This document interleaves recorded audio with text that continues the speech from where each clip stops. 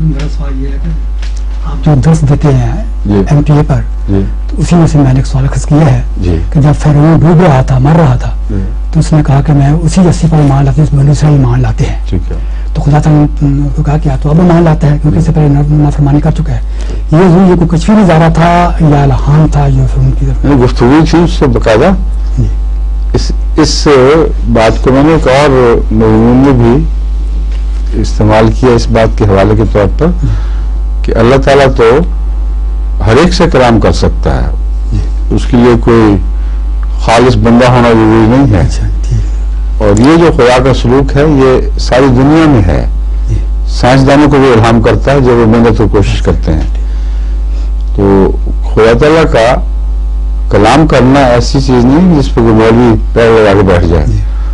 وہ کافر سے بھی کر سکتا ہے, مومن سے بھی کر سکتا ہے اور کرتا ہے. اس کی ایک مثال تو حضرت یوسف علیہ السلام کے زمانے کا وہ بادشاہ جو فرعون جو ملک کہلاتا تھا اس وقت, فرعون نہیں تھا, اس کی رویا ہے. اور دوسرا خود فرعون, یہ بھی مصر کے ساتھ رکھنے والا واقعہ ہے. فرعون کے ساتھ کلام ثابت قرآن کریم نے بتایا کہ خدا نے کلام کیا تھا. تو اس لیے خدا تعالیٰ کے کلام پر کوئی کسی قسم کی پابندی نہیں لگائی جا سکتی.